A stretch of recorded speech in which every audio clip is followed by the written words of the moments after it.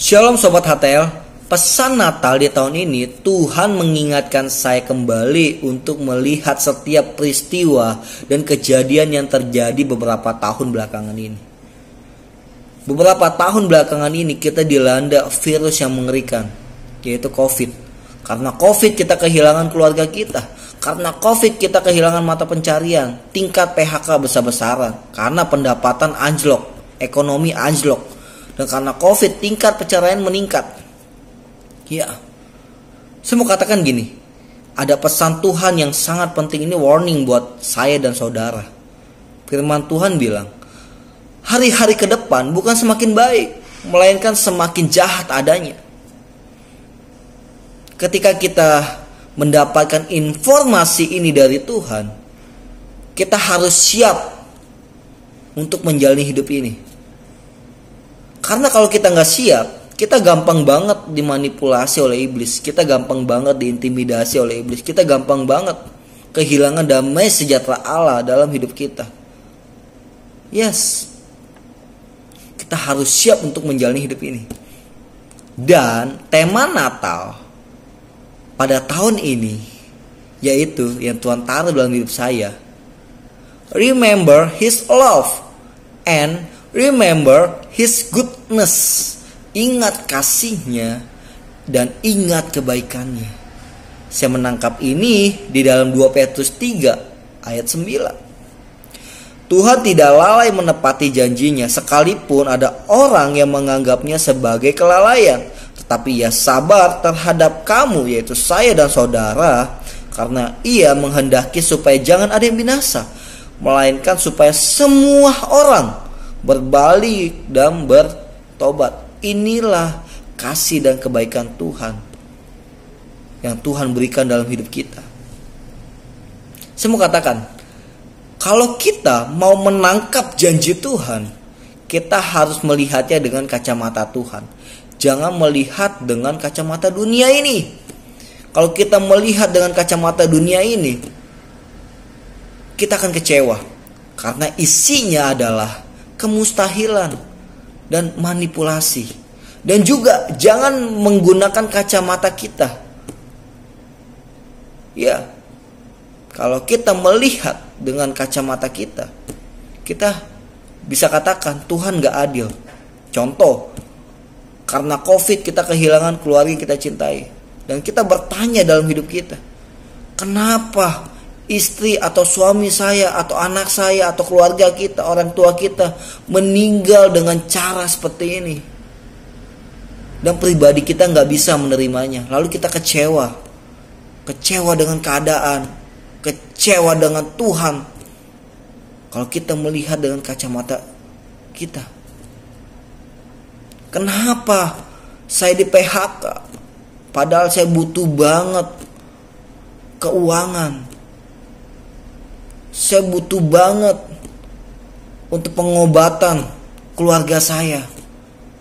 Dan kenapa saya selalu konflik dengan istri saya? Kalau kita melihat dengan kacamata dunia ini, kita kecewa. Melihat dengan kacamata kita, kita kecewa. Kita harus melihat dengan kacamata Tuhan. Untuk menangkap janji Tuhan, kita harus menggunakan kacamata Tuhan. Saya mau katakan gini, hidup di dalam kekristenan harus mempunyai 2 prinsip. Prinsip pertama, hidup dalam iman. Yang kedua, hidup dalam kasih. Untuk menangkap janji Tuhan, kita harus hidup karena iman. Apa itu iman? Iman adalah bukti segala sesuatu yang kita harapkan. Dan bukti segala sesuatu yang tidak kita lihat. Itu iman. Artinya gini, kita percaya saja, kita andalkan Dia, kita bergantung hidup kita kepada Tuhan. Kita menyerahkan setiap hidup kita sepenuhnya kepada Tuhan. Dan kita mau berjalan bersama dengan Tuhan. Andalkan Dia di dalam setiap aspek kehidupan kita. Ya, ketika terjadi setiap peristiwa yang tidak menyenangkan, yang tidak kita inginkan dalam hidup kita, damai sejahtera Allah tidak hilang dalam hidup kita.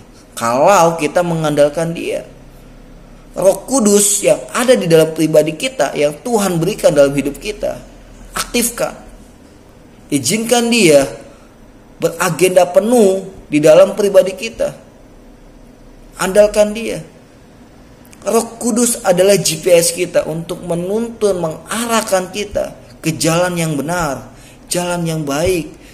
Sehingga damai sejahtera Allah tidak akan hilang di dalam hidup kita. Walaupun begitu banyak masalah di dalam dunia ini.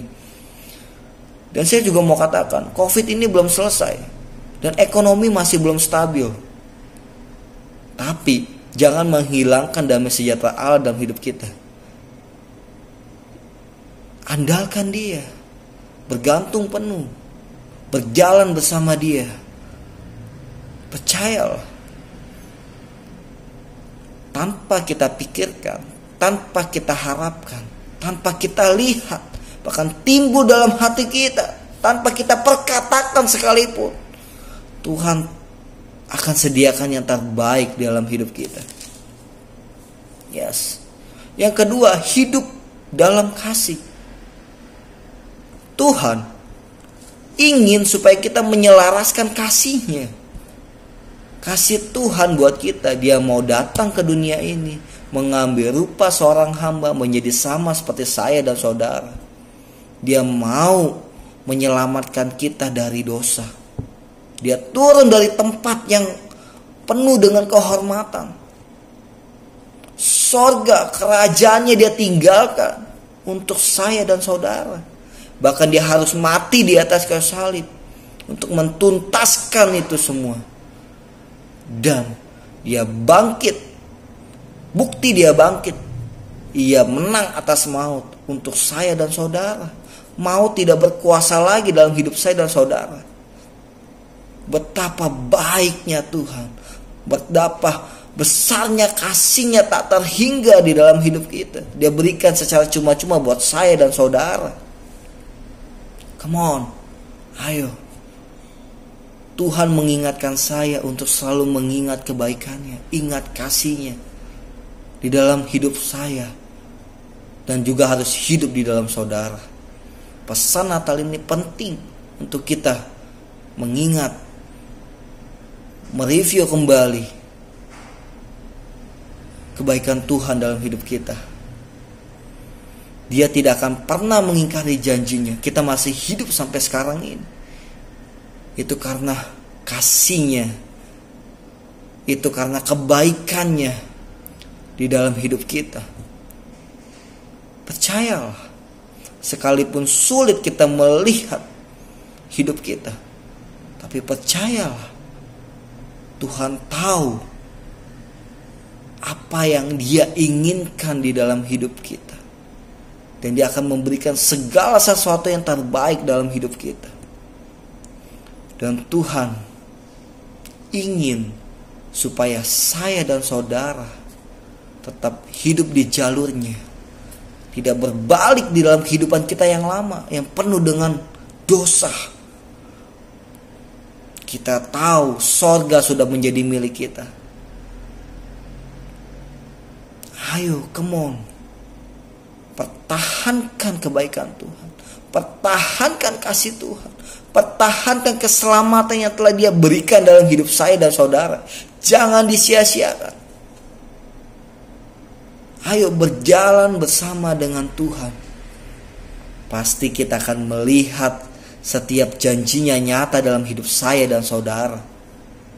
Kita harus siap menjalani hidup ini. Kuncinya supaya kita siap, yaitu kita andalkan Dia. Setiap waktu dalam hidup kita, andalkan Dia. Aktifkan Roh Kudus. Lebih banyak Roh Kudus bicara daripada mulut kita. Baca firman. Firman adalah pikiran Tuhan dan perkataan Tuhan. Jangan menggunakan logika kita yang terbatas ini untuk kita menjalani hidup ini. Jangan ada kekecewaan, kepahitan, kedengkian, amarah dalam hidup kita. Tapi datangkan damai sejahtera.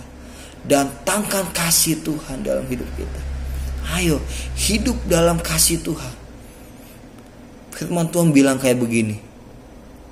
bukti kita mengasihi Tuhan yang tidak kelihatan, yaitu kita mengasihi sesama yang kelihatan. Itu adalah bukti kita mengasihi Tuhan. Untuk menangkap janji Tuhan, kita harus hidup di dalam iman dan hidup di dalam kasih. Jangan pelit, jangan sombong. Berbagi. Di balik kekurangan ada kelebihan yang Tuhan mau kasih di dalam hidup kita. Oke? Jangan sia-siakan pesan Natal ini. Remember His love and remember goodness. Tuhan Yesus memberkati kita. Shalom. Selamat Natal buat kita semua.